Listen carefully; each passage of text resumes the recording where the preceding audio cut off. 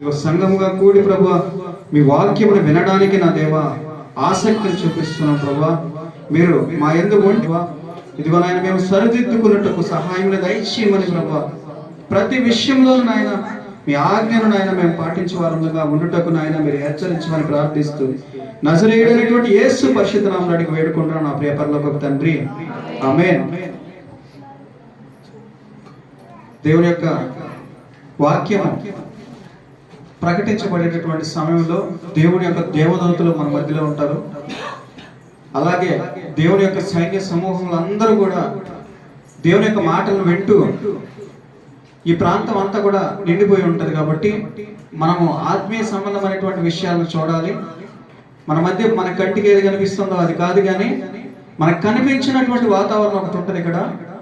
దాన్ని మనం గమనిస్తూ ప్రతి ఒక్కరు కూడా దేవుని వైపు చూస్తూ నిలబడి ఉండాలి. మరి ఈరోజు మనము వాక్య సందేశంలోనికి వెళ్ళబోయే ముందు పోయినసారి వాక్యాన్ని మనము చెప్పుకున్నాం కదా. మరి ఆ వాక్యం ఎవరికైనా గుర్తుందండి? గుర్తుందా? గుర్తులేదా ఎవరికి? ఏదో వచ్చేసి వెళ్ళిపోతా ఉన్నారు, ఏం గుర్తు పెట్టుకోవట్లేదా? పోయిన వారం ఇక్కడికే కదా నేను వచ్చింది, ఇక్కడికే కదా. వాక్యం రాసుకోవాలి, మీరు రాసుకోవాలి, మళ్ళీ చదువుకోవాలి, వినాలి 2-3 సార్లు. సరే, మంచిది. మరి ఈరోజు మనం మాట్లాడుకోబోయేటటువంటి వాక్యము కొంచెం డిఫరెంట్గా ఉంటుంది. మనం ఆలోచించేటటువంటి విధానాన్ని బట్టి వాక్యం మనకు అర్థమయ్యేదానికి అవకాశం ఉంటుంది. కాబట్టి మనం ఆలోచనతో కూడినటువంటి కొన్ని తలంపులతో కూడినటువంటి ధ్యానాన్ని చేయాల్సి వస్తుంది. మరి దేవుడు ఎప్పుడు మనల్ని బట్టి ఆలోచిస్తూనే ఉంటాడు, మనల్ని బట్టి ఆయన దుఃఖిస్తూ ఉంటాడు. కొన్ని సందర్భాల్లో మనం మారాలని మన కోసం ఎల్లప్పుడూ కూడా పాటుపడుతూనే ఉంటాడు. ఎప్పుడు ఆయన ఆలోచన అంతా కూడా మన వైపే ఉంటుంది. వీళ్ళని ఎలా మార్చాలి, ఎలా తిప్పాలి, ఎలా బాగుపరచాలి, ఎలా నా సన్నిధికి తీసుకురావాలి అని ఒక ఆలోచన ఎప్పుడు కూడా మన మీద ఆయనకి ఉంటుంటుంది. మరి ఆయన మనలాగా సంతోషించే సమయం ఏది ఉంటదా అనేటటువంటి విషయాన్ని గురించి ఈరోజు మనం ఆలోచన చేద్దాం అనుకుంటున్నాను. నేను బైబిల్ గ్రంథంలో నుంచి వెతికి చూద్దాం అనుకుంటున్నాను. నాకు ఈ డౌట్ ఒకటి వచ్చింది. ఎప్పుడు మన బ్రతుకులు ఏడుపు కొట్టు బ్రతుకులేనా? ఎప్పుడు మనం సంతోషంగా ఉండేటటువంటి బ్రతుకులు ఉండవా? ఎప్పుడు కష్టాల్లోనైనా, ఎప్పుడు నష్టాల్లోనైనా, ఎప్పుడు మారండి మారండి అని చెప్పుకుంటూనే ఉండడమేనా? మారడం ఏమన్నా ఉంటుందా? మరి దేవుడు సంతోషించేటటువంటి సమయం ఏదైనా ఉంటుందా అని కొన్ని వచనాలు మనము బైబిల్ గ్రంథంలో నుంచి వెతకడానికి ప్రయత్నం చేద్దాం. దేవుడు కూడా సంతోషిస్తాడా? ఎప్పుడు ఆయన సీరియస్ గా ఇట్లా పెట్టుకొని ఉంటాడా? ఫేసు సంతోషిస్తుంటాడా? దేవుడు సంతోషించడా? మరి చూద్దాం, బైబిల్ గ్రంథంలో ఎక్కడైనా సంతోషించాడా దేవుడు? మనల్ని బట్టి కానీ, దేవదూతలను బట్టి కానీ, లేకపోతే ఆయన చేసినటువంటి సృష్టిని బట్టి కానీ ఎప్పుడైనా ఆనందించాడు ఆయన? చూస్తారా? ఒకసారి బైబిల్ గ్రంథం ఓపెన్ చేసి జెఫన్యా గ్రంథం 3:17 వచ్చిన ఒకసారి ఓపెన్ చేస్తా. ఉందా అట్లాంటిది ఏమన్నా? 3:17 వచ్చిన మీ దేవుడైన యెహోవా మీ మధ్య ఉన్నాడు, ఆయన శక్తిమంతుడు, ఆయన మిమ్మల్ని రక్షించును, ఆయన బహు ఆనందముతో మీ యందు సంతోషించును, మీ యందు తనకున్న ప్రేమను బట్టి శాంతము వహించి మీ అందరి సంతోషము చేత ఆయన హర్షించును. చూడండి, చాలండి, చూడండి, నా వైపు చూడండి అందరూ. దేవుడు ఒక రాయి కాదు, ఏం కాదు దేవుడు రాయి కాదు. అట్లా ఉన్నాడు, ఎట్ట చెక్కితే అట్లా ఉన్నాడు దేవుడు. ఫేషియల్ ఎక్స్ప్రెషన్స్ లేకుండా మనం ఒక 7 అడుగులు తయారు చేస్తే 7 అడుగులు, లేకపోతే 20 అడుగులు తయారు చేస్తే 20 అడుగులు, 100 అడుగులు తయారు చేస్తే 100 అడుగులు, అలా ఎలా తయారు చేస్తే అలా ఆయన ఆ బొమ్మలాగా అలా చూస్తా ఉన్నాడు ఏం జరుగుతున్నా కూడా. ఆయనకి కూడా ఒక హృదయం అనేది ఉంటది అని ఆల్రెడీ మనం ఇంతకు ముందు కూడా చెప్పుకున్నాం. మళ్ళీ ఇంకొకసారి చెప్తున్నాడు, ఆయనకి ఏముంటది? మనం ఎలాగైతే ఆలోచిస్తామో, మనం ఎలాగైతే తర్కిస్తామో సేమ్ టు సేమ్ అలాగే ఆలోచించేటటువంటి శక్తి కలిగినటువంటి వాడు ఆయన. ఆయనకి కూడా సంతోషం ఉంటది, ఆయనకు కూడా దుఃఖకరమైనటువంటి ఆలోచనలు ఉంటాయి, ఆయన కూడా విచారకరమైనటువంటి హృదయం అనేది ఉంటది. మనం ఎలాంటి ఫీలింగ్స్ అయితే అనుభవిస్తున్నామో, మనం ఎలాంటి ఫీలింగ్స్ అయితే ఈ లోకంలో చూస్తున్నామో అలాంటి ఫీలింగ్స్ ఆయనకు కూడా ఉంటాయి అని బైబిల్ గ్రంథం చెప్తుంది. మరి నిజమేనా ఇది? ఉంటాయి ఆయనకి? ఆయన ఏదైనా జోకేస్తే నవ్వుతాడా? ఆయన?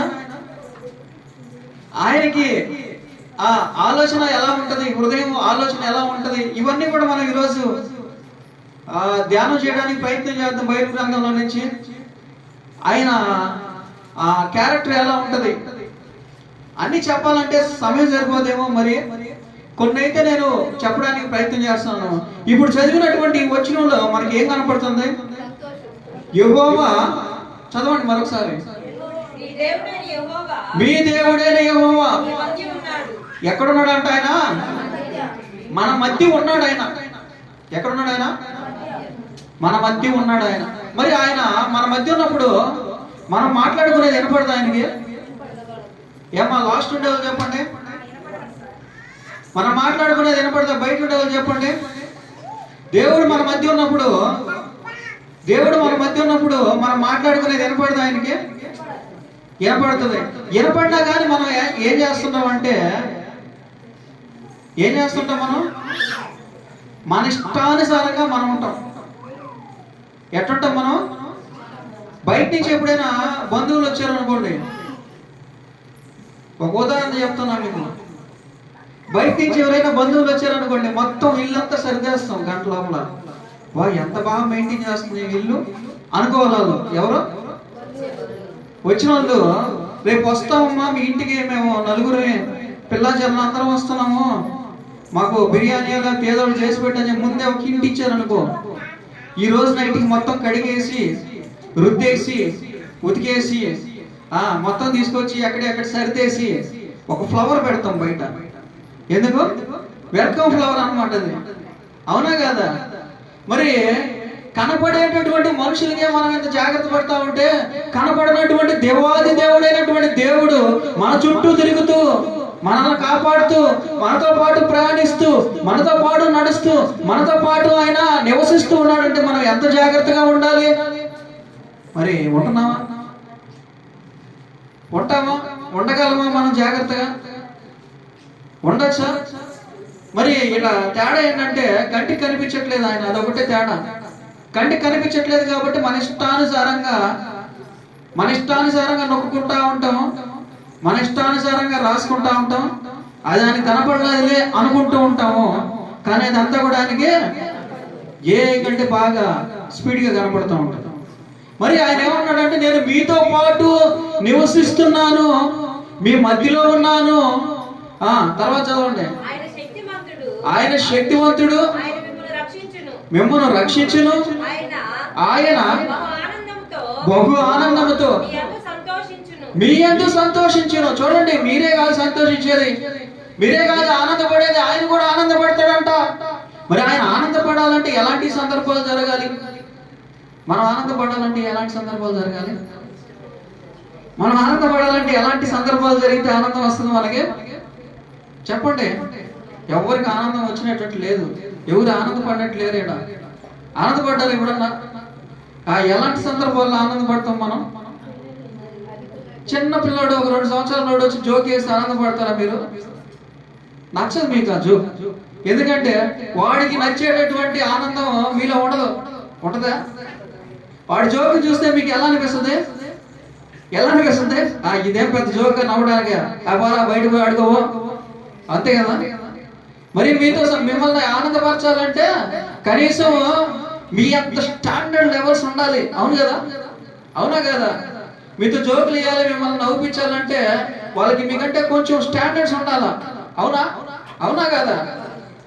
మరి దేవుణ్ణి సంతోష పెట్టాలంటే, దేవుణ్ణి ఆనంద పెట్టాలంటే, దేవుణ్ణి నవ్వించాలంటే, ఆ దేవుడితో ముచ్చట్లాడాలంటే మనకి ఎంత స్టాండర్డ్స్ ఉండాలి? ఎంత స్టాండర్డ్స్ ఉండాలి? దేంట్లో స్టాండర్డ్స్ ఉండాలి? స్పిరిచువల్ లైఫ్ లో స్టాండర్డ్స్ ఉండాలి. దేంట్లో స్టాండర్డ్స్ ఉండాలి? దేంట్లో స్టాండర్డ్స్ ఉండాలి? స్పిరిచువల్ లైఫ్ లో స్టాండర్డ్స్ ఉండాలి. దేవుడికి ఏవైతే ఇష్టమో మనకు తెలిసి ఉండాలి. ఫస్ట్ ఏదంటే ఆ జోకులు వేస్తే, కుళ్ళు జోకులు వేస్తే నవ్వుడాయన నవ్వుతాడా? నవ్వుడాయన సంతోషపడ్డా ఆయన. ముందు ఆయనకి దేంట్లో సంతోషం ఉంటుందో, దేంట్లో ఆనందం ఉంటుందో మనకు తెలిసి ఉండాలా, అంతే కదా? మరి చూద్దాం ఆయనకి దేంట్లో సంతోషం ఉంటుందో, ఆయనకి దేంట్లో ఆనందం ఉంటుందో. లూకాసు సువార్త 15వ అధ్యాయం 7వ వచనం ఒకసారి చూస్తారా? లూకాసు సువార్త 15వ అధ్యాయం 7వ వచనం. స్పీడ్గా ఉండాలా? అటువలే మారు మనసు అక్కర్లేని 99 మంది నీతిమంతుల విషయమై కలుగు సంతోషము కంటే మారు మనస్సు పొందు ఒక్క పాపి విషయమై పరలోకమందు ఎక్కువ సంతోషము కలుగును. ఎవరి విషయంలో ఎక్కువ సంతోషం కలుగుతుందంటే పరలోకంలో. పరలోకంలో కూడా ఆనందం ఉంటది. పరలోకంలో ఏమి రిస్ట్రిక్షన్స్ ఉన్నాయి కదా, ఏమని అక్కడ ఏమి అట్లే గట్టిగా కట్టేసి ఇట్టే ఉండాలి, అట్టే ఉండాలి, నవ్వకూడదు, తిరగకూడదు, అట్టేం ఉండదు. అక్కడ సంతోషం ఉంటది. కానీ ఆ సంతోషానికి మనం చూసేటటువంటి ఈ సంతోషానికి చాలా డిఫరెన్స్ ఉంటదంట. ఏముంటదంట? చాలా తేడా ఉంటదంట. చాలా డిఫరెన్స్ ఉంటది సంతోషం. అయితే ఇక్కడ ఉండేటటువంటి సంతోషం ఎలాంటిది అంటున్నాడంటే, 99 మంది నీతిమంతులు మారితే రానటువంటి సంతోషము ఒక్క పాపి మారినప్పుడు అక్కడ కనపడుతుందంట ఆ సంతోషం. మరి మార్పు వలన, మనుషులలో మార్పు వలన ఏం కలుగుతుంది అక్కడ? ఏ విషయంలో సంతోషపడుతున్నారు వాళ్ళు? కొత్త సినిమా రిలీజ్ అయితే సంతోషపడటంలో వాళ్ళు, టీవీ సీరియల్ ఎండింగ్ వస్తే సంతోషపడటంలా, దేని విషయమే సంతోషపడుతున్నారంటే మారు మనసు పొందారనుకో, నీతిమంతులు పడిపోయి మళ్ళీ మారు మనసు పొందితే సంతోషం వస్తుందంట. కానీ దానికంటే ఎక్కువ సంతోషం భయంకరమైనటువంటి పాపాలు చేసినటువంటి వ్యక్తి ఆ పాపాలన్నింటిని వదిలిపెట్టి దేవుని నిజమైనటువంటి మార్గంలోనికి అడుగు పెట్టినప్పుడు ఎక్కువ సంతోషం, జయధ్వనులు. మనం సంతోషం వస్తే ఏదో మనసులో వరకు సంతోషపడతాం, కానీ అక్కడ సంతోషం కలిగితే ఆరాధన ఘనంగా జరుగుతుంది. అటు సంతోషం కలిగితే భయంకరమైనటువంటి ధ్వనులతో దేవుడిని ఆరాధించేటటువంటి ఆ ఎక్స్ప్రెషన్స్ ఉంటాయి. అక్కడ ఏముంటాయనా? ఎక్స్ప్రెషన్స్ ఉంటాయి. దేవుడిని ఆనందపరిచేటటువంటి, దేవుని సంతోష పెట్టేటటువంటి, దేవుని మహిమపరిచేటటువంటి వారు అక్కడ ఉంటారు. దేని విషయమై? భూలోకంలో జరిగేటటువంటి విషయమై. మరొకసారి కీర్తనల గ్రంథం 149వ అధ్యాయం 4వ వచనం ఒకసారి చూస్తారా? 149వ అధ్యాయం 4వ వచనం. యెహోవా తన ప్రజల యందు ప్రీతి గలవాడు, ఆయన దీనులను రక్షణతో అలంకరించును. భక్తులు ఘనత నుండి హర్షించుదురు గాక, ప్రవచించుదురు గాక, సంతోషభరితులై తమ పడకల మీద ఏం చేస్తారంట? ఏం చేస్తారు? ఉత్సాహ గానము చేయుదురు గాక. వారి నోట దేవునికి చేయబడు ఉత్సాహ స్తోత్రములున్నవి. అన్యజనులకు ప్రతిదండన చేయుటకును, ప్రజలను శిక్షించుటకును, గొలుసులతో వారి రాజులను, ఇనప సంఖ్యలతో వారి గనులను బంధించుటకును, విధించబడిన తీర్పు వారి మీద నడుపుటకును, వారి చేతిలో 2 అంచులు గల ఖడ్గం ఉన్నది. ఆయన భక్తులందరికీ ఘనత ఇదే. చూడండి 4వ వచనం కనుక చూసినట్లయితే, ఆయన తన ప్రజల యందు ప్రీతి గలవాడు. ప్రీతి అంటే ప్రీతి అంటే ఏంటి? ప్రేమ అంటే ఏంటి? ప్రీతి అంటే ప్రేమ అన్నారు. ప్రేమ అంటే ఏంటి? ప్రేమ అంటే సీరియస్గా చూడటం, లేకపోతే ప్రేమ ఎక్కువైపోయిందని చెప్పేసి సన్న సొలగ తీసుకొని ఉతికేయడమా? ఇదేనా ప్రేమ అంటే? కాదు. ప్రేమ అంటే ఏంటి? ప్రేమ అంటే ఏంటి? దగ్గరకు తీసుకోవడం. చిన్న పిల్లల మీద ప్రేమ కలిగినటువంటి వాళ్ళు ఏం చేస్తారు? వాళ్ళని చెప్పాలి. ఏం చేస్తారు? దగ్గరకు తీసుకొని వాళ్ళని పైన కూర్చోబెట్టుకొని,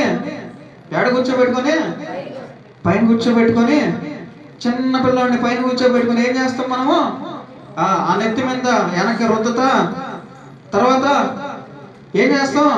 ఒక బిస్కెట్ లేకపోతే పెప్పర్మింట్లో లేకపోతే చాక్లెట్లో తెచ్చి వాడు నోట్లో పెడతా, వాడు తింటా ఉంటే తెగ సంతోషపడిపోతా ఉంటాం. అవునా? అవునా కదా? మరి దేవుడు కూడా మనల్ని ఎలా చూస్తున్నాడు అంటే ఇంకా ఎక్కువగా చూస్తున్నాడు. మరి చిన్న పిల్లలలాగా చూస్తున్నాడు మనల్ని. ఎలా చూస్తున్నాడు? అందుకే యేసన్న పాడుతాడు ఒక పాట, చాలా అద్భుతంగా ఉంటది. ఆయన రాసినటువంటి పాటల్లో చాలా పాటలు నేను విన్నాను, వాటి బ్యాక్గ్రౌండ్ స్టోరీ కూడా విన్నా. నీ కుడి హస్తం, పల్లవి ఏంటిది? పల్లవి పాడండి. నీ సన్నిధి ఎవరికి రావా యేసన్న పాటలో? నిత్యుడా నీ సన్నిధి నిండుగా తోడు, నిత్యముంచి నన్ను నడిపించుమా.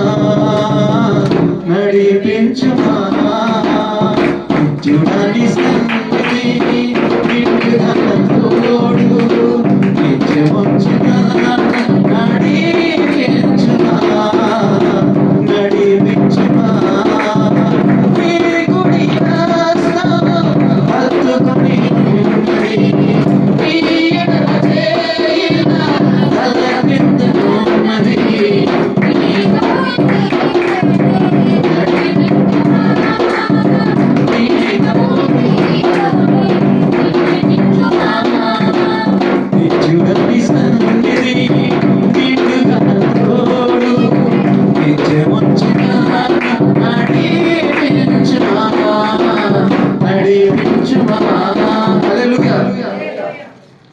ఎలా ఉన్నాడంట ఆయన? యేసన్న గారు ఎక్కడ ఉన్నాడంట? దేవుని యొక్క కుడి హస్తం ఎక్కడ ఉందంట? గట్టిగా పట్టుకొని ఉందంట. ఆయన్ని ఏం చేస్తున్నాడు దేవుడు? ఆయన్ని గట్టిగా కుడి హస్తంతో పట్టుకొని ఉంటే ఎడమ హస్తం ఏం చేస్తుందంట? తల కింద ఉందంట. అంటే ఏ పొజిషన్ లో ఉన్నాడు ఈయన? ఊహించారా మీరు? ఏ పొజిషన్ లో ఉన్నాడు ఈయన? కూర్చొని ఉన్నాడా, పడుకొని ఉన్నాడా, లేకపోతే నిలబడుకొని ఉన్నాడా? ఏ పొజిషన్ లో ఉన్నాడు? కుడి చేతితో ఏం చేస్తున్నాడంట? దేవుడిని గట్టిగా పట్టుకున్నాడంట. ఎడమ చేయి ఎక్కడ ఉందంట? అంటే ఏ పొజిషన్ లో ఉన్నాడు ఈయన? ఎలా ఉన్నాడు ఈయన? పడుకో ఉన్నాడు. కుడివైపు నుంచి ఎడమ వైపుకి, ఎటువైపు నుంచి ఎటువైపు పడుకున్నాడు ఈయన? కుడి వైపున కాళ్ళు ఉన్నాయి, ఎడమ వైపున తల ఉంది. దేవుని యొక్క ఎడమ చెయ్యి ఆయన తల కింద ఉంటే కుడి చేతితో పడిపోకుండా గట్టిగా పట్టుకున్నాడు అంట. చూడండి ఆలోచన ఎలా వచ్చిందో తెలుసా? ఈ పాట ఎలా వచ్చిందో తెలుసా? యేసన్న గారు ఒక పెద్ద పాస్టర్ దగ్గర సేవకునిగా పనిచేస్తూ ఆయన దగ్గర ఉండేవాడంట. మరి అది 3 ఫ్లోర్ల బిల్డింగ్ అన్నట్టు విన్నా నేను. మరి 3వ ఫ్లోర్ లో ఈయనకి ట్రైనింగ్ ఇచ్చేటటువంటి ఆ పాస్టర్ గారు పైన ఉండేవాడంట 3వ ఫ్లోర్ లో. ఆ 2వ ఫ్లోర్ లో సిస్టర్లు ఉండేవాళ్ళంట. కింద మెట్ల కింద ఒక చిన్న రూమ్ ఉండేదంట. ఆ మెట్ల కింద రూమ్ లో మన యేసన్న గారు చిన్న చాప ఒకటి వేసుకొని ఆయన వస్తువులని ఆ మెట్ల కింద పెట్టుకొని అక్కడ ఉండేవాడంట. మరి ఈయన ఏం చేసేవాడంటే రోజు ఆ 3వ ఫ్లోర్ లో 15 నుంచి 20 టబ్బులు, తెలుసా మీకు? నీళ్లు పోసుకునే టబ్బులు పెద్దవి ఉంటాయి కదా, ఆ టబ్బులు ఒక 10-15 టబ్బులు 3వ ఫ్లోర్ లో ఉండేయంట. ఈయన ఏం చేయాలంటే రోజు ఆ 3 ఫ్లోర్లు ఎక్కి మెట్ల మీద, ఇదంతా నేను విన్న అవసరం మినిస్ట్రీస్ వాళ్ళు చెప్తా ఉంటే, మరి ఆ 3 ఫ్లోర్లు మెట్లు ఎక్కిన రోజు ఒక బిందె ఉంటుందంట. బిందె తీసుకొని ఒక 1/2 కిలోమీటర్లో చిన్న పంపు ఉంటుందంట, ఆడికి వెళ్ళి పట్టుకొని ఈ 1/2 కిలోమీటర్ నడుచుకొచ్చి 3 ఫ్లోర్లు ఎక్కి పైన 3వ ఫ్లోర్లో ఉండే ఆ 15 టబ్బులు నింపాలంట. అదే ఆయన రోజు డ్యూటీ అక్కడ. మరి అలా చేస్తా ఉంటే ఒకరోజు భయంకరమైన జ్వరం అంట, పైకి లేయలేకపోతా ఉన్నాడంట, ఒళ్ళంతా పట్టేస్తున్నాయంట. చూశాడంట, నడవలేకపోతున్నాడు, ఈరోజు ఎలా తీసుకెళ్ళాలి 3 ఫ్లోర్లు అని చెప్పి చూస్తే అక్కడ పాత పడిన తుప్పు పట్టిన సైకిల్ ఉన్నిందంట. ఏ సైకిల్? తుప్పు పట్టిపోయిన సైకిల్ ఒకటి ఉన్నిందంట. మరి ఆ తుప్పు పట్టిపోయిన సైకిల్ మీద పెట్టుకొని తీసుకొద్దాము అనించాడు దాకా. బింది ఎత్తలేక నడవలేమేమో, పడిపోతానేమో అని చెప్పేసి ఆ సైకిల్ తీసుకొని ఒక చిన్న తాడు ఉంటే దానికి కట్టుకొని పోయాడంట. తీసుకొని కొట్టుకొని 1/2 కిలోమీటర్ వెళ్ళి, అంటే తొక్కి కాదు, నడిపించుకుంటా వెళ్ళి వెనక పెట్టుకొని ఆ బిందెని కట్టుకొని తీసుకొస్తా ఉంటే ఆ 3వ ఫ్లోర్ మీద నుంచి అలా చూసాడంట పాస్టర్. ఎవరు? పెద్ద పాస్టర్ చూసాడంట. ఎవరిని? యేసయ్యని. చూసి బాగా దగ్గరికి రానిచ్చి, ఏం చేస్తున్నారు అన్నాడు. అయ్యా, నాకు జ్వరంగా ఉంది, నడవలేకపోతా ఉన్నాను, చేతులు కాళ్ళని వణికిపోతా ఉన్నాయి, నీళ్ళు పైన పడితే ఇంకా ఎక్కువైపోతా ఉంది, చలి వేడైపోతా ఉంది బాడీ, అందుకని నేను ఇది సైకిల్ ఒకటి ఉంటే దాని మీద పెట్టుకొని తీసుకొని ఎత్తుకొచ్చినప్పుడు పైకి ఎక్కి ఎత్తుకొస్తున్నానయ్యా అన్నాడంట.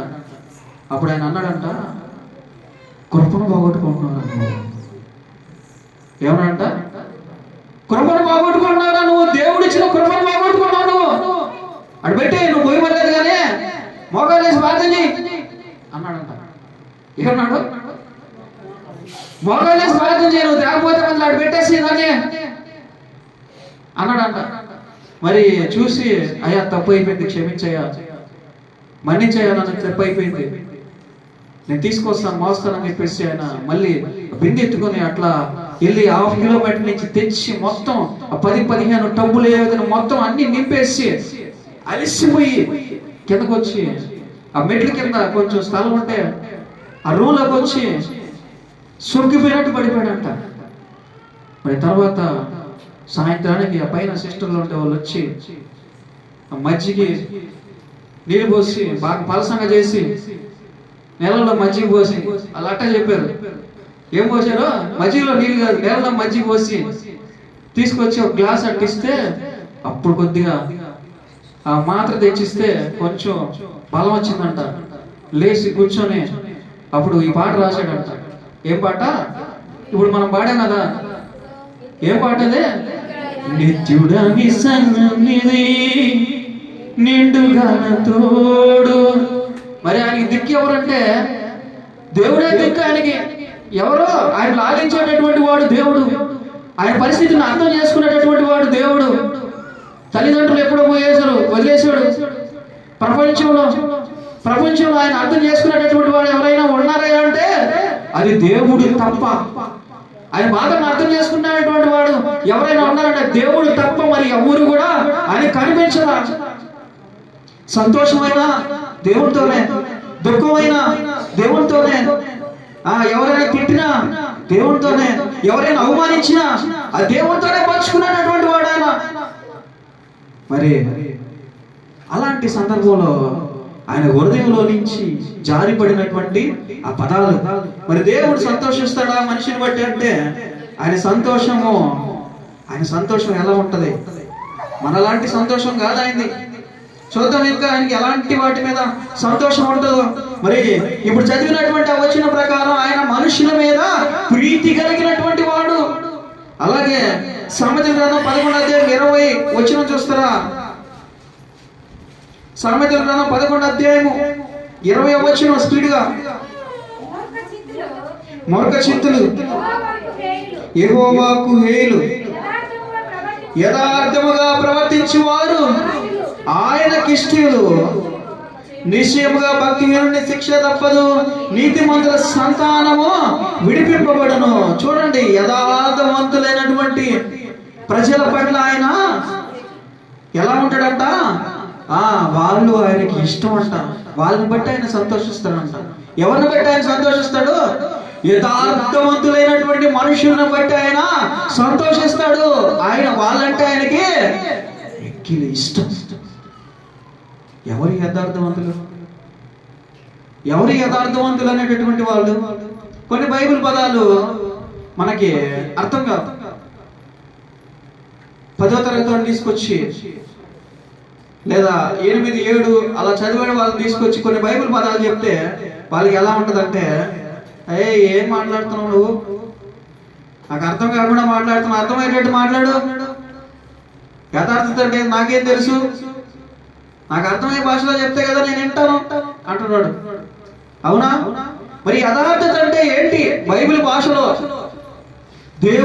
దేవుడు ఉన్నాడు అంటే ఒక రకంగా, ఆ దేవుడు లేడు అంటే ఒక రకంగా మారిపోయేటటువంటి స్థితి నుంచి దేవుడు ఉన్నా లేకపోయినా పరిస్థితులు ఎలాగున్నా ఒకే రకంగా నిజాయితీగా లోపల ఒకటి బయట ఒకటి కాకుండా మనుషులతో మాట్లాడేటప్పుడు హృదయం లోతులలో నుంచి యథార్థమైనటువంటి మాటలు అంటే ఏవి మార్పు చెందేటటువంటి మనుషుల గురించి కాదు, మార్పు చెందినటువంటి మనుషుల గురించి యథార్థత అనేటటువంటి పదము వాడబడుతుంది. అంటే అన్ని పరిస్థితుల్లోనూ ఒకే విధంగా ఉంటాడు, బయట ఒకటి లోపల ఒకటి ఉండదు. చర్చిలోకి వచ్చినప్పుడు ఒక రకంగా, చర్చి బయటికి వెళ్ళినప్పుడు ఒక రకంగా ఉండడు. నా దగ్గర డబ్బులు ఉన్నాయని ఒక దగ్గరగా, డబ్బులు లేవని ఒక దగ్గరగా చెప్పడం అనేది ఉండదు. అలాగే మనుషులను బట్టి నేను నిన్ను ప్రేమిస్తున్నానని ఒక దగ్గర, వాడంటే నాకు ఇష్టం లేదని ఒక దగ్గర, ఇలా ఉండదు. ఇలా నా కుటుంబం అంటే నాకు ఇష్టం అని ఒక దగ్గర, బయటకు వచ్చి నా కుటుంబం నన్ను హింసిస్తుందని ఒక దగ్గర, ఇలా చెప్పడు. వాడు ఎప్పుడు ఒక రకంగానే ఉంటాడు.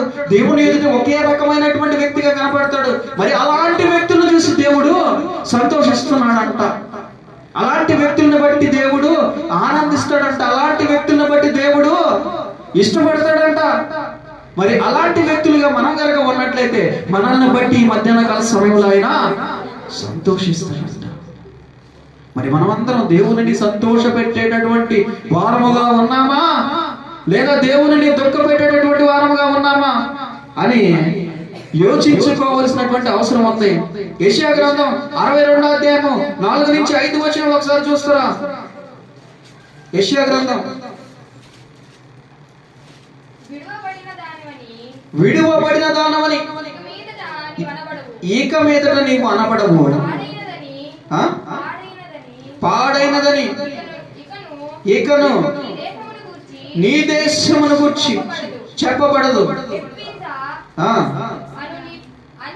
అని నీకును ఈ భూమికి పేర్లు పెట్టబడును. యెహోవా నిన్ను గూర్చి ఆనందించుచున్నాడు. ఒక ప్రాంతం గురించి దేవుడు ఆనందించాలంటే ఆ ప్రాంతంలో ఉన్నటువంటి మనుషులందరూ కూడా మార్చబడాలి. ఒక దేశం గురించి దేవుడు సంతోషపడాలంటే ఆ దేశంలో ఉన్నటువంటి మనుషుల యొక్క పరిస్థితి ఆయనకి నచ్చాలి. మరి ఆయన ఎలాంటి దేశాల గురించి, ఎలాంటి పరిస్థితులను ఉన్నటువంటి ప్రజలను బట్టి సంతోషిస్తాడు? చాలా మంది చెప్పారు. ఇప్పుడు ఎవరిని బట్టి సంతోషిస్తాడు? ఎవరిని బట్టి సంతోషిస్తాడు? చూద్దాం. ఇర్మియా గ్రంథం 32వ అధ్యాయం 41వ వచనం. దేవుడు ఒక ఇండివిజువల్ పర్సన్ బట్టే కాదు, ఒక దేశాన్ని బట్టి కూడా సంతోషిస్తాడు, ఒక ప్రాంతాన్ని బట్టి కూడా సంతోషిస్తాడు ఆయన. చూడండి ఒకసారి. వారికి మేలు చేయటలో వారి యందు ఆనందించుచున్నాను, నా పూర్ణ హృదయముతోను నా పూర్ణ ఆత్మతోను ఈ దేశంలో నిశ్చయముగా వారిని నాటెదను. చూడండి, వాళ్ళకి మేలు చేయటంలో ఒక జాతి ప్రజల గురించి దేవుడు మాట్లాడుతున్నాడు. ఏమని మాట్లాడుతున్నాడు అంటే, ఈ దేశంలో వెళ్ళి నేను నాటెదను.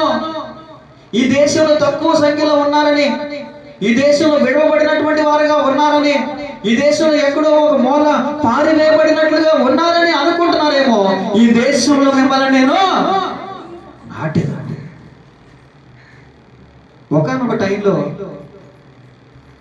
ఒకానొక టైంలో ఇశ్రాయేలీయుల సంఖ్య ఆఫ్రికా దేశంలో చాలా తక్కువగా ఉండేది. ఆ దేశంలో వారు ఆ ప్రాంత ప్రజలందరికీ కూడా బానిసలుగా మారి ఆ ప్రాంతంలో ఉన్నటువంటి వారికి పనులు చేస్తూ సరి అయినటువంటి సంపద లేక సరి అయినటువంటి సంఖ్య లేక, రెండింటికి చాలా డిఫరెన్స్ ఉంటాయి. డబ్బులు లేకపోవడం వల్ల తొక్కివేయబడడం ఒకటే, సంఖ్య లేకపోవడం వల్ల తొక్కివేయబడడం ఒకటే. రెండింటికి నేను వివరించి చెప్తాను. సంఖ్యను చూసి భయపడేటటువంటి వారు ఉంటారు, డబ్బును చూసి భయపడేటటువంటి వారు ఉంటారు. ఫర్ ఎగ్జాంపుల్ గవర్నమెంట్లు తీసుకోండి. గవర్నమెంట్లు కనుక తీసుకుంటే, ఈ ప్రాంతంలో పలానా డాష్ కేటగిరీ వాళ్ళు ఎంతమంది ఉన్నారు ఫస్ట్ సర్వే చేసుకుంటారు. ఏం చేసుకుంటారు? సర్వే చేసుకుంటారు. సర్వే చేసుకొని ఆ సంఖ్య ఉన్నటువంటి జాతి ప్రజలు ఎంతమంది ఉన్నారు చూసుకొని, ఎవరు ఎక్కువ మంది ఉన్నారు చూసుకొని, వాళ్ళలో నుంచి ఒక క్యాండిడేట్ ని తీసుకొచ్చి ఎమ్మెల్యే గానో, ఎంపీ గానో, లేకపోతే మండల అధ్యక్షుడు గానో, లేకపోతే ఇంకొకటో నిలబెడతారు. అప్పుడు ఏం జరుగుతుంది? వాళ్ళ ఓట్లన్నీ కూడా ఎవరికి వేస్తారో ఆ క్యాండిడేట్ కి పడతాయి. మిగతా ప్రజల సంఖ్య తక్కువగా ఉన్నందువల్ల, దీనివల్ల మిగతా ప్రజల యొక్క సంఖ్య తక్కువగా ఉన్నందువల్ల వాళ్ళు నిలబడలేక ఓడిపోయేదానికి అవకాశం ఎక్కువ ఉంటుంది. అలాగే ఈ ఇశ్రాయేలు ప్రజలందరూ కూడా ఈజిప్ట్, ఆఫ్రికా దేశంలో ఉన్నటువంటి ఈజిప్ట్ ప్రాంతంలో ఉన్నప్పుడు వాళ్ళ సంఖ్య తక్కువగా ఉన్నందువల్ల, వాళ్ళందరూ కూడా అణచివేతకు గురయ్యారు. మరియు బానిసలుగాను, అక్కడ ఉన్నటువంటి ప్రజలకు పనులు చేసి పెట్టేటటువంటి వారు గాను, వాళ్ళందరూ కూడా అణచివేయబడినటువంటి పరిస్థితిని మనము చూస్తాం. మరి అలాంటి పరిస్థితుల్లో ఉన్నటువంటి వారిని చూసి దేవుడు ఏం చేస్తున్నాడంటే, మీరు ఈ ప్రాంతంలో నాటబడతారు, మీరు ఈ ప్రాంతంలో నిలబడతారు, మీ సంఖ్య ఇక్కడున్నటువంటి వారి సంఖ్య కంటే అధికముగా నేను చేస్తున్నాను, మిమ్మల్ని నేను ఆశీర్వదిస్తున్నాను అని వారిని అందరిని కూడా ఆశీర్వదించినట్లుగా మనకి బైబిల్ గ్రంథంలో కనపడుతుంది. అయితే చాలా మంది ప్రయత్నం చేశారు వాళ్ళ సంఖ్య పెరగకుండా. మగపిల్లాడు పుడితే ఏం చేయాలన్నారు? చంపేయాలన్నారు. బిడ్డలందరినీ కూడా నరికేయాలన్నారు. అక్కడ ఉన్నటువంటి దాసి అంటే ప్రసవాల్ని చేసేవాళ్ళు ఏమంటారు? మంత్రసానులు అందరికీ కూడా ఒక చట్టాన్ని జారీ చేయడం జరిగింది. మీరు ఎప్పటికప్పుడు ఈ జాతి ప్రజల్లో పుట్టినటువంటి శిశువుల్ని చంపేయాలి అని నోటీస్ కూడా జారీ చేయడం జరిగింది. మరి ఇలా జారీ చేసినప్పుడు దేవుడు వాళ్ళందరినీ కూడా ఏం చేశాడు? రక్షించాడు, కాపాడాడు. అనేక రకాలైనటువంటి తెగుళ్ళతో మొత్తాడు ఆ ప్రాంతంలో ఉన్నటువంటి మిగతా ప్రజలందరినీ కూడా. ఫరోకి వ్యతిరేకంగా నిలబెట్టాడు. వాళ్ళలో నుంచి కొంతమంది మనుషులను లేపి మరి దేవునికి వ్యతిరేకంగా పనిచేసినటువంటి ఇవన్నీ కూడా ఏమైపోయాయి? తొక్కివేయబడ్డాయి. మరి ఒక ప్రాంతంలో ఉండేటటువంటి డబ్బును చూసి, సంపదను చూసి భయపడేటటువంటి రోజులు కూడా ఉంటాయి. మరి ఇలాంటివి కూడా కొన్ని బైబిల్ గ్రంథంలో మనకు కనపడతాయి. వీటి గురించి కూడా మనం ధ్యానం చేయడానికి ప్రయత్నం చేద్దాం. మరి నెబుకద్నెజర్ అనేటటువంటి ఒక వ్యక్తి కనపడతాడు.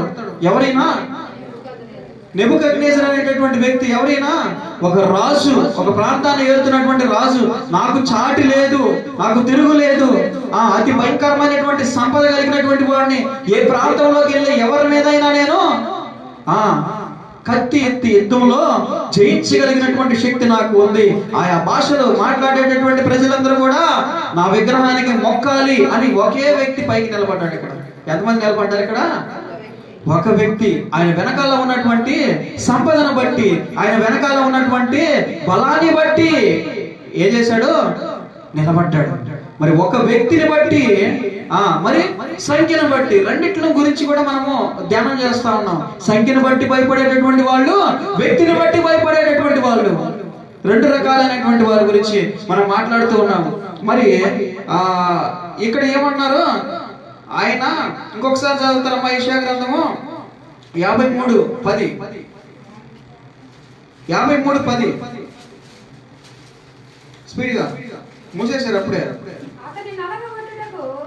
అతని 53:10 వారికి మేలు చేయుటకు వారి యందు ఆనందించుచున్నాను, నా పూర్ణ హృదయంతోను, నా పూర్ణ ఆత్మతోను ఈ దేశంలో నిశ్చయముగా వారిని నాటెదను. మరి జనసంఖ్యను బట్టి అలాగే డబ్బును బట్టి కాదు, కానీ దేవుడి యొక్క మాటను బట్టి మనుషులు నాటబడతారు. ఇశ్రాయేలు దగ్గర డబ్బులు లేవు, సంపద లేదు, బలము లేదు, వెనకాల సైన్యము లేదు. మరి అలాగే వారి యొక్క సంఖ్య కూడా చాలా తక్కువగా ఉంది. అయినప్పటికీ కూడా దేవుని యొక్క మాటను బట్టి వాళ్ళు నాటబడ్డారు. రోజు రోజుకి వారి సంఖ్య పెరగడం చూసి ఫరో ఆశ్చర్యపడ్డాడు. ఫరోకి భయం కలిగింది. ఏంటి వీళ్ళ సంఖ్య పెరిగిపోతా ఉంది, వీళ్ళు మనల్ని తొక్కి వేస్తారేమో, వీళ్ళు మనల్ని బానిసలుగా మార్చేస్తారేమో, ఈ ప్రాంతాన్ని వీళ్ళు ఆక్రమించేసుకుంటారేమో, వీళ్ళని ఫస్ట్ బయటికి నెట్టి వేయాలి, వీళ్ళని బయటికి తోసివేయాలి అని వారి మీద ఒక అసూయ కలిగింది ఫరోకి. కిందకు వచ్చి చూద్దాం, ఇంకొన్ని వచనాలను బట్టి దేవుడు ఎవరిని బట్టి సంతోషిస్తాడు. ఎఫెసీయులకు రాసిన పత్రిక 1వ అధ్యాయం 5వ వచనం ఒకసారి చూస్తారా?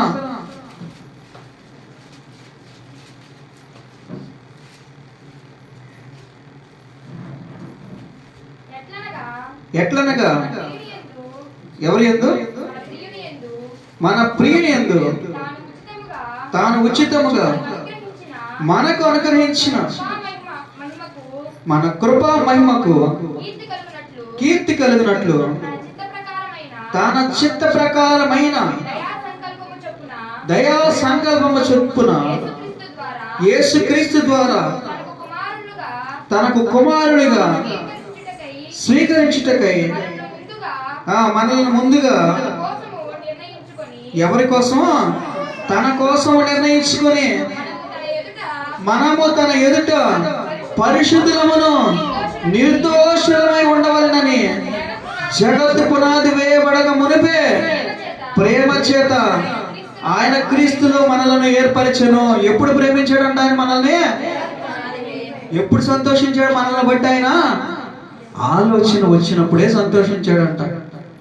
మనము ఏర్పడాలి భూమి మీద.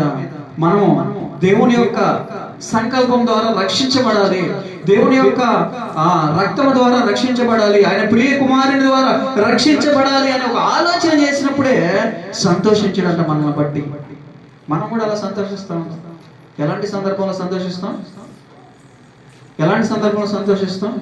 మనకు ఒక మంచి ఫ్లాట్ ఉందనుకోండి, ఆ ఫ్లాట్ లో ఇంజనీర్ వచ్చి మంచి డిజైన్ వేసి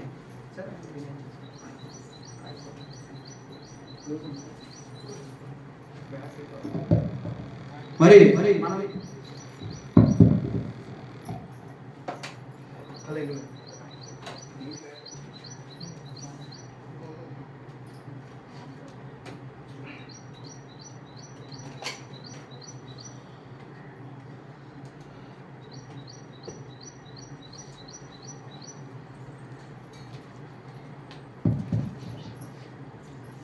హల్లెలూయా, దేవుని నామానికి మహిమ కలుగుగాక. మరి ఇలా కొన్ని ప్లానింగ్స్, నీకు ఒక మంచి ఫ్లాట్ ఉందనుకోండి, సొంత ఇల్లు ఇలా కట్టించాలి అని ఒక ప్లాన్ వచ్చి గీసి, దీంట్లో 3 ఫ్లోర్లు వస్తాయి, ఇక్కడ బెడ్రూమ్లు వస్తాయి, ఇక్కడ బాత్రూమ్లు వస్తాయి, బయట టైల్స్ వస్తాయి, ఆ లోపల టైల్స్ వస్తాయి, కింద నడిచేదానికి టైల్స్ వస్తాయి, ఆ లోపల ఇక్కడ ట్యాప్ వస్తుంది, అక్కడ ట్యాప్ వస్తుంది. ఇలా వాడు మనం తీసుకెళ్లి ఆ ఖాళీ ప్లేస్ లో నిలబెట్టి మనకు ఒక పెద్ద భవనం చూపిస్తాడు. ఎవరు అనుభవించలేదా ఇట్లాంటి? ఎవరు చూడలేదా? చూసారా లేదా? ఎవరు చూసినట్లేదు, ఎవరు చూడలేదు. వాడు మనకి గాల్లో ఒక పెద్ద భవనం కట్టి చూపిస్తాడు. ఏ కట్టి చూపిస్తాడు? పెద్ద భవనం కడతాడు వాడు. ఆడేముండదు, మొత్తం చెప్తా ఉంటాడు. ఇక్కడ ఒక పెద్ద చెట్టు, ఆ పైకి వెళ్ళిపోతుంది ఆ చెట్టు, షోకాస్ చెట్టు ఒకటి వస్తుంది, ఎంటర్ అవడంగానే ఇక్కడ ఒక పెద్ద బల్బు వస్తుంది, ఎలాగైతుంది, ఈ పైన లైటింగ్స్ వస్తాయి, ఆ పైన సీరియల్ లైట్లు వస్తాయి, బల్బులు వస్తాయి, ఇక్కడ కలవలు, ఇక్కడ లైట్ వేస్తాడు, ఎలాగైతుంది, మొత్తం వాడు గాల్లోనే చూపిస్తాడు. మనం అలా ఆలోచిస్తా అలా నిలబడిపోయినప్పుడు ఒక పెద్ద భవనం కనిపిస్తుంది మనకి. 3 అంతస్తులు, 4 అంతస్తులు, 5 అంతస్తుల భవనం. అప్పుడు హృదయం అంతా కూడా ఏమైపోతుంది? హృదయం అంతా కూడా సంతోషంతో, ఇంత పెద్ద మంచి బిల్డింగ్, ఇంత పెద్ద బిల్డింగ్ మన కోసం ఏర్పాటు చేయబడుతుంది కదా. ఏర్పడిందా? ఏర్పడలేదు. ఆలోచన చెప్తా ఉన్నాడు. డబ్బులు ఉన్నాయో లేదో పక్కన పెట్టు, ఆలోచన చెప్తా ఉంటే వింటా ఉంటే మనకి మంచి సంతోషంగా అయిపోద్ది హృదయం అంతా. అలాగే దేవుడు మనుష్యులు అనేటటువంటి జాతి ప్రజలను నేను ఏర్పాటు చేయబోతూ ఉన్నాను. ఇదిగో ఈ అందమైనటువంటి ఈ రంగు రంగుల అయినటువంటి ఈ యొక్క గుండ్రని భూమి మీద వీళ్ళని నేను నిర్మించబోతూ ఉన్నాను. వీళ్ళు ఒకవేళ తేడా కొడితే వీళ్ళని రక్షించడానికి నా ప్రియ కుమారుని కూడా నేను సిద్ధపరిచి ఉన్నాను. కాబట్టి ఈ సంకల్పాన్ని బట్టి నేను సంతోషించేదను. దేంట్లో సంతోషిస్తున్నాడు ఆయన? దేంట్లో సంతోషిస్తున్నాడు ఆయన? క్రియేషన్ లో ఆనందం ఉంది ఆయనకి. దేంట్లో ఆనందం ఉంది? దేంట్లో ఆనందం ఉంది ఆయనకి? క్రియేషన్ నిర్మించడంలో ఆనందపడతాడు ఆయన. భూమిని నిర్మించడంలో, భూమి మీద ఉన్నటువంటి సముద్రాలని, పర్వతాలని, జలాలని, వాటిలో సంచరించేటటువంటి జంతువులని నిర్మించేటప్పుడు వాటిలో ఆయన సంతోషం. చూడండి ఆయన సంతోషం దేంట్లో ఉంది? దేంట్లో ఉంది ఆయన సంతోషం? మనుషులు మారినప్పుడు సంతోషం ఉందన్నాం. మనుషులు ఆయన ఎరిగినప్పుడు సంతోషపడతాడన్నాం. మనుషులు ఆయన చిత్తము చొప్పున నడుస్తూ ఉన్నప్పుడు సంతోషపడతాడు అని చెప్పాము. అలాగే ఆయన యొక్క సంతోషం దేంట్లో ఉంది అంటే క్రియేషన్ లో ఉంది, నిర్మించడంలో ఉంది. నక్షత్రాలు నిర్మించడంలో, వాటి పనితీరు మెరుగుపరచడంలో ఆయన సంతోషపడతాడు. భూమిని నిర్మించడంలో, భూమి ఎంత ఉన్నటువంటి సర్వ సంపదను నిర్మించడంలో, క్రియేషన్ లో ఆయన ఆనందపడుతున్నాడు. ఒక మనిషిని మట్టితో నిర్మించడంలో సంతోషపడుతున్నాడు. నిర్మించిన తర్వాత దాన్ని చూసి సంతోషపడతాడు. చాలా మంచిదిగా ఉంది. ఏమంటాడు దాన్ని? ఆదికాండంలో చూసినట్లయితే మనం మొత్తం సమస్తం సృష్టించిన తర్వాత ఆయన చేతితో చేసినటువంటి ప్రతిదీ ఆయనకి ఎలా అనిపించింది? మంచిదిగా అనిపించింది. ఎవ్రీథింగ్ ఈస్ గుడ్ అన్నాడు. అంతా మంచిదిగా ఉంది అన్నాడు. అప్పుడు సంతోషపడ్డాడు ఆయన. మనిషి లేచి, మట్టి నుంచి నిర్మించినటువంటి మనిషి లేచి ఆయన స్తుతిస్తూ ఉంటే ఆనందపడుతూ ఉన్నాడు. ఆయన మహిమపరుస్తూ ఉంటే ఆనందపడుతూ ఉన్నాడు. ఆయన చుట్టూ గంతులు వేస్తూ తిరుగుతూ ఉంటే వారిని చూసి ఆనందపడుతున్నాడు. ఆదామును చూసి ఆనందపడుతున్నాడు, హవ్వను చూసి ఆనందపడుతున్నాడు. వారు ఆ యొక్క ఏదైనా తోటలో తిరుగుతూ నడుస్తూ సంతోషంగా ఆయన ఎదుట ఉంటే వారిని చూసి ఆయన సంతోషిస్తూ ఉన్నాడు. దేనిలో ఉంది ఆయన సంతోషం? దేనిలో ఉంది ఆయన సంతోషం అంటే క్రియేషన్ లో కూడా ఆయనకి సంతోషం ఉంది. చూద్దాం ఇంకా కిందకు వచ్చి, ఇంకా దేనిలో ఆయనకి సంతోషం ఉంటుందో. లోకసువార్త 12వ అధ్యాయము 32వ వచనం చూస్తారా?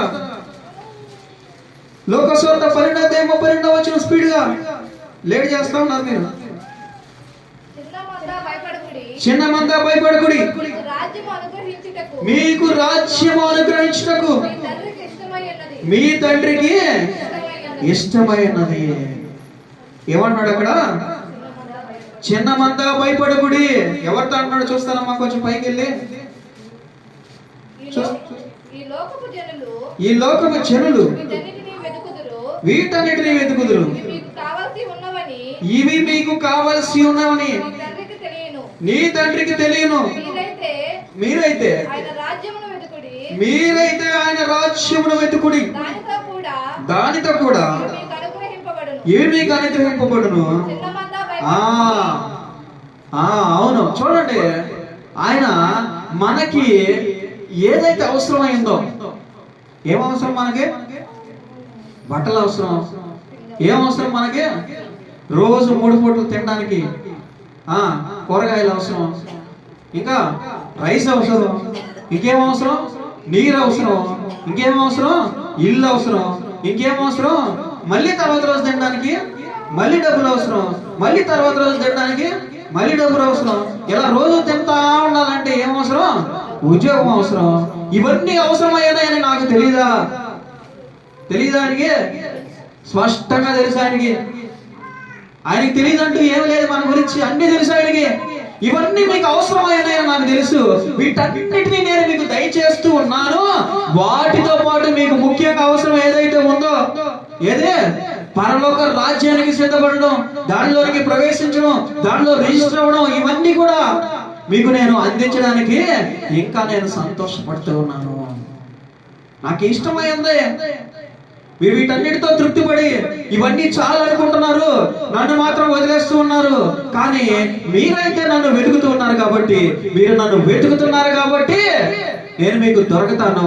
మీరు నా గురించి ఆలోచిస్తున్నారు కాబట్టి నేను మిమ్మల్ని నా యొద్దకు తీసుకురావడానికి సిద్ధపరుస్తున్నాను. మీరు నన్ను బట్టి మాట్లాడుకుంటున్నారు కాబట్టి నేను మీతో కూడా ఉంటాను. మీరు నన్ను బట్టి ఒకరితో ఒకరు ముచ్చటించుకుంటున్నారు కాబట్టి నా ఆత్మ మీతో ఉంచడానికి నేను సిద్ధంగా ఉన్నాను. మీరు నన్ను బట్టి వెతుకుతున్నారు కాబట్టి నేను మీకు రాజ్యాన్ని, ఇవన్నీ పక్కన పెట్టేశారు. మీరు ఇవన్నీ దేవుడు చూసుకుంటారని వదిలేశారు. రేపుడి గురించి ఆలోచించడం ఆపేసి ఈ రోజు దేవుడిని సూచించడానికి మీ పూర్ణ హృదయంతో, మీ పూర్ణ ఆత్మతో ఆయన్ని మహిమపరచడానికి సిద్ధంగా ఉన్నారు. కాబట్టి రేపటికి మీకు ఏదైతే అవసరమైందో అది నేను సిద్ధం చేయడానికి సమర్థుడైనటువంటి దేవుడిని. కొంతమంది ఇక్కడ కూర్చొని కొద్దిసేపు వాక్యం విన్న తర్వాత రేపుడి గురించి ఆలోచిస్తూ ఉంటారు, సాయంత్రం గురించి ఆలోచిస్తూ ఉంటారు.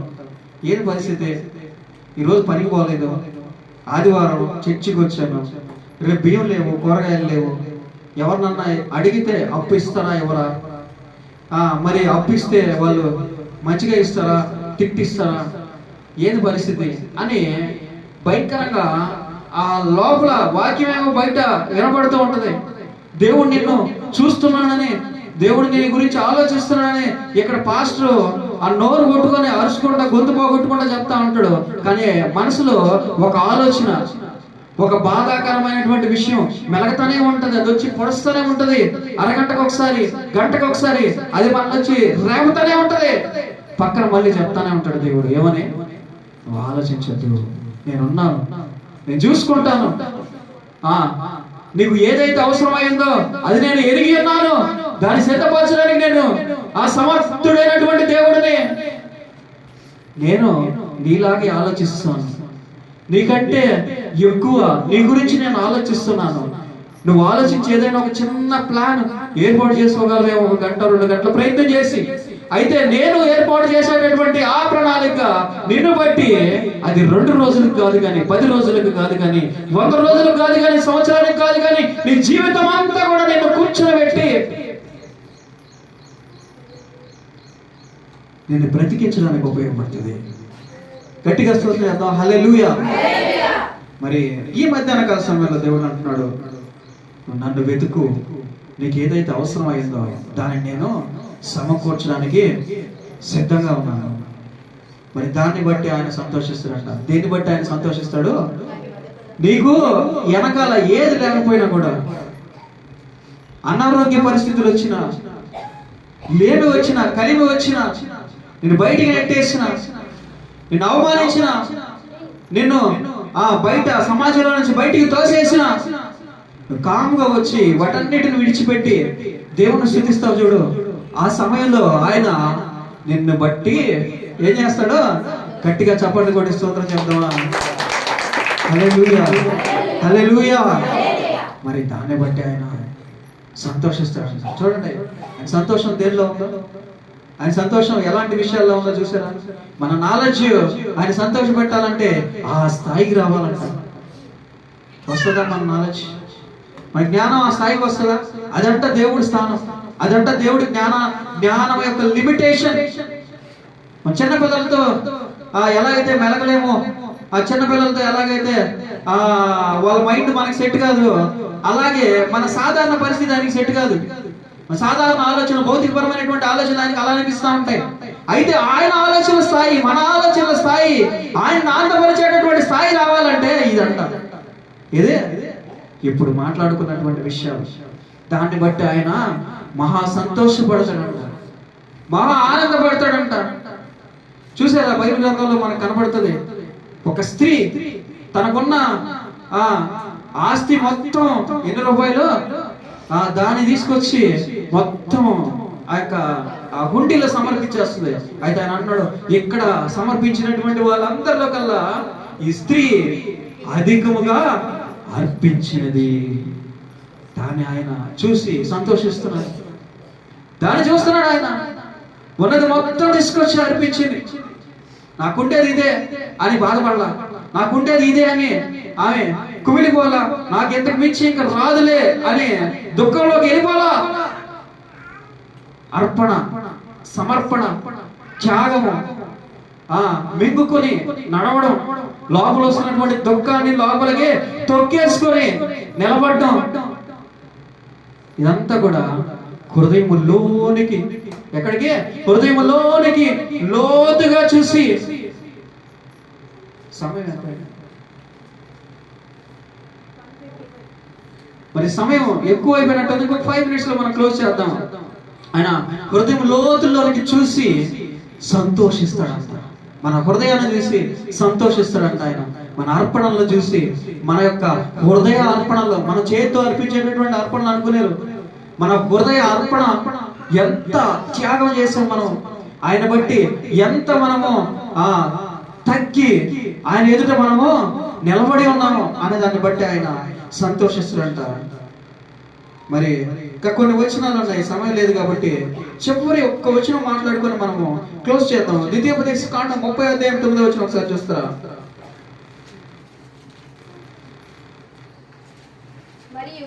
మరియు నీ దేవుడైన యెహోవా నీ చేతి పనులన్నిటిలో, అన్నిటి విషయంలోను, నీ గర్భఫల విషయంలోను, నీ పశువుల విషయంలోను, ఈ భూమి పంట విషయంలోను నీకు మేలు కలిగినట్లు నిన్ను వర్ధిల్ల చేయును. నీ ధర్మశాస్త్ర గ్రంథమందు రాయబడినటువంటి ఆయన ఆజ్ఞలను, కట్టడలను నీవు గైకొని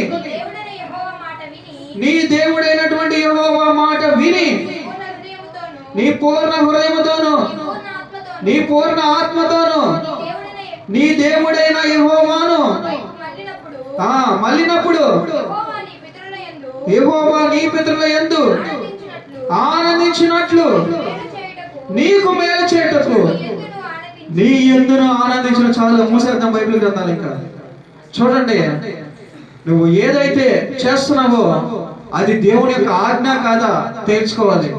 నువ్వు దేంట్లో అయితే నివసిస్తున్నావో అది దేవుని యొక్క మాట కాదా తేల్చుకోవాలి. నువ్వు దేన్ని బట్టి అయితే సంతోషిస్తున్నావో అది దేవునికి సంబంధించినటువంటిదా కాదా తేల్చుకోవాలి. అప్పుడు నీ పితరులను ఏ విధంగా అయితే దేవుడు నడిపించి ఈ రోజు నీ కుటుంబాన్ని నిలబెట్టి మీ యందు సంతోషిస్తున్నాడు, అలాగే నీ యందును ఆయన సంతోషించును అని బైబిల్ గ్రంథం తెలియజేస్తుంది. ఈ మధ్యాహ్నకాల సమయంలో దేవుడు మనందరితో కూడా స్పష్టంగా మాట్లాడుతూ ఉన్నాడు. ఏమనంటే ఆయన ఆజ్ఞల యందు, ఆయన మాటల యందు, ఆయన హృదయంలో నుంచి వచ్చేటటువంటి ప్రతి విషయమందు నువ్వు ఏ విధంగా అయితే జాగ్రత్త వహిస్తావో దానిని బట్టి ఆయన నీ యందును సంతోషించును. నాతో పర్సనల్ గా చెప్పినటువంటి మాటలు ఏంటంటే, దేవుడు నువ్వు నా పని చేస్తే నేను నీ పని చేస్తాను. ఏం చేస్తాడంటే ఆయన, నేను ఆయన పని చేస్తే ఆయన నా పని చేస్తాడు. ఆయన ఎంత క్లోజ్ గా ఉంటాడంటే, ఒకసారి నేను ఒక పాట సగం రాశాను, 3 వచనాలు రాశాను. 3 వచనాలు రాసి 4వ వచనం ఎలా రాయాలని చెప్పేసి పక్కన పెడితే 4వ వచనం ఆయన వచ్చి చెప్పాడు బైబిల్ గ్రంథంలో నుంచి. ఆ పాటని కంప్లీట్ చేశాను 4వ వచనంతో. ఆయన ఇంకెంత క్లోజ్ గా ఉంటాడంటే, ఒక సంగీత వాయిద్య పరికరం సరిగా పనిచేయట్లేదు అని చెప్పి ఆయనతో కొంచెం బాధపడినప్పుడు దాన్ని ఒక రోజులో ఆయన వచ్చి స్వయంగా రిపేర్ చేశాడు. తర్వాత ఏం చేయకుండానే అదే బాగైంది. అంత సిన్సియర్ గా ఉంటాడు మన పట్ల ఆయన. మనం మాట్లాడుకుంటూ ఆయన గురించి ఏదైనా మాట్లాడుకుంటూ అలా నడుచుకుంటూ వెళ్ళి, లేదా కారులోనో లేకపోతే బైక్ లోనో బస్సులోనో వెళ్తే మనతో పాటు ట్రావెల్ చేసి తర్వాత మనం మాట్లాడుకున్నటువంటి వాటికి సమాధానం చెప్తాడు ఆయన. తెలుసా, సమాధానం చెప్తాడు ఆయన. మనం మాట్లాడుకున్నటువంటి విషయాల గురించి డిస్కషన్ చేస్తాడు ఆయన. ఇంకా ఎంత బాగుంటాడంటే, ఎగ్జామ్స్ ఉంటాయి కదా, ఎగ్జామ్స్ మనకి సమయం లేక మనం పడాల్సినంత కష్టపడి ఆ లాస్ట్ లో సమయం లేకపోతే ఇబ్బందుల పరిస్థితుల్లోకి వెళ్ళిపోయి నిజాయితీగా ఈ మనిషి కష్టపడ్డాడు, నిజాయితీగా ఈ వ్యక్తి కష్టపడ్డాడు అని అనిపిస్తే ఆయనే ఆ ఎగ్జామ్స్ అన్ని కూడా మా చేత రాపిస్తాడు. తెలుసా మీకు? నాతో అలాగే రాపిస్తాడు ఆయన. చెప్తాడు. ఇదిగో ఆయన మనకి ఈ ఆత్మీయ సంబంధమైనటువంటి విషయాలే కాదు, ఫిజికల్ గా కూడా అన్ని కూడా, అంటే ఒక పేషెంట్ గురించి నేర్పిస్తాడు, వైద్యం నేర్పిస్తాడు, మనం చదివేటటువంటి చదువుల్లో ఆయన సహాయం చేస్తాడు, మనం చేసేటటువంటి పనుల్లో ఆయన సహాయం చేస్తాడు, ఒక టీచర్ గా ఆయన నిలబడి ఎక్స్ప్లెయిన్ చేస్తాడు. తెలుసా, ఇవన్నీ విన్నప్పుడు ఈయన ఎంత ఆయన గురించి ఎంత చెప్పాలన్నా కూడా తక్కువే. మరి సమయం అయిపోయింది కాబట్టి మనం చివరి ప్రార్థన చేసుకోండి తల వంచినట్లయితే. మరి మనందరితో కూడా ఆయన మాట్లాడి ఈ మధ్యాహ్నకాల సమయంలో మన హృదయాల్లో సంతోషాన్ని నింపి మనల్ని బట్టి ఆయన సంతోషిస్తున్నాడని తెలియజేసి మన జీవితాన్ని ఆయన ముందు పెట్టుకొని చూస్తూ ఉన్నాడు. మనకు అవసరమైనటువంటిది ప్రతిదీ ఆయన ఏర్పాటు చేస్తున్నాడని నమ్మి మనమందరం కూడా ఒకసారి ఆయనతో మాట్లాడదాం. మహాపరిశుద్ధుడు సర్వోన్నతుడైన దేవా, మీకు వందనములు స్తోత్రములయ్యా. ఇదిగోనైనా ఈ మధ్యాహ్న కాల సమయంలో మా అందరితో కూడా మాట్లాడినందుకు మీకు వందనములు స్తోత్రములయ్యా. ఇదిగోనైనా మిమ్మల్ని సంతోష పెట్టేటటువంటి వారంగా ఉండటకు, మిమ్మల్ని దుఃఖ పెట్టేటటువంటి వారంగా కాకుండా, మీ నామాన్ని అవమానపరిచేటటువంటి వారంగా కాకుండా, హృదయ శుద్ధి కలిగి ప్రభువా మిమ్మల్ని మహిమపరిచేటటువంటి వారముగా, మిమ్మల్ని ఆనందపరిచేటటువంటి వారముగా, మీలో సంతోషించేటటువంటి వారముగా, మిమ్మల్ని బట్టి ఇదిగో గణపరిచి, మిమ్మల్ని బట్టి నాయన మేము ఎంతో ఉల్లాసముతో పరిగెత్తేటటువంటి వారముగా ఉండటకు సహాయం దయచేయమని ప్రార్థిస్తున్నామయ్యా. ఇదిగో నాయన మీరు అంటున్నారు ప్రభా, మా ప్రతి అక్కరను, మా ప్రతి అవసరమును, మా వ్యాధిని బాధను సమస్తమును మీరు ఎరిగి ఉన్నారని. నిజము ప్రభువా, ఇదిగో నాయన మీరు లేకపోతే మేము లేము నా దేవా, మీరు లేకపోతే నాయన మాకు బ్రతుకు లేదు నా దేవా, మీరు లేకపోతే ప్రభువా మా యొక్క పరిస్థితులన్నీ కూడా నాయన మారిపోతాయి నా దేవా. మీ యొక్క స్వరము నాయన వినపడకపోతే మా జీవితం నాయన ఇదిగో నాయన అదో విధిగా అయిపోతుంది నా దేవా. ఇదిగో మీరు ఉండి మా హృదయములను సంతృప్తి పరచండి, మమ్మల్ని నాయన ఇంకా అధికముగా ఇదిగో నాయన హృదయ శుద్ధితో నాయన నిలబడేటట్టు చేయమని ప్రార్థిస్తున్నాం నా దేవా. ఇదిగో ప్రతి కుటుంబం బట్టి పేరు పేరు వంతున ఈ మధ్యాహ్న కాల సమయంలో మీరు జ్ఞాపకం చేసుకుంటున్నారని మేము విశ్వసిస్తున్నాం నా దేవా. ఇదిగో మందిరంలో ఉన్నటువంటి, మందిరంలో ఏర్పాటు చేయబడినటువంటి కార్యములను బట్టి మరొకసారి జ్ఞాపకం చేస్తున్నానయ్యా. ప్రతి విషయంలోనూ మీరు సహాయం దయచేయండి, ప్రతి విషయంలోనూ నాయన మీరు మీ హస్తమును ఉంచమని ప్రార్థిస్తున్నా. మిమ్మల్ని గణపరచమని, మిమ్మల్ని ఆనందపరిచేటటువంటి వారముగా నాయన మేము ఉండటకు సహాయం దయచేయమని ప్రార్థిస్తూ నజరేయుడైనటువంటి యేసు పరిశుద్ధ నామమున అడిగి వేడుకుంటున్నాను నా ప్రియ పరలోకపు తండ్రి, ఆమేన్. పరలోకమందున మా తండ్రి, నీ నామం పరిశుద్ధపరచబడును గాక, మీ రాజ్యం వచ్చును గాక, మీ చిత్తం పరలోకమందు ఎలాగో అలాగే భూమి అంతటా నెరవేరును గాక. మాకు కావాల్సినట్టు ఆత్మీయ ఆహారం మాకు దయచేయండి, మరణస్థం మేము క్షమించిన ప్రకారం మరణంలో మీరు క్షమించండి, మమ్మ శోధనలోకి తగిన కీడు నుండి తప్పించండి. ఎందుకంటే రాజ్యము, బలము, మహిమ, శక్తి సర్వం మీరే ఉన్నది దేవా, ఆమేన్. మన తండ్రి అయిన దేవుని నుండి, ఆయన కుమారుడైన యేసుక్రీస్తు వారి కృప, పరిశుద్ధాత్మ దేవుని సహవాసం కూడి వచ్చినటువంటి ప్రతి బిడ్డకును, వారి కుటుంబములకు, సార్వత్రిక సంఘానికి ఆయన రాకడ పర్యంతరం వరకు సదాకాలము తోడే నిలిచి ఉండును గాక, ఆమేన్.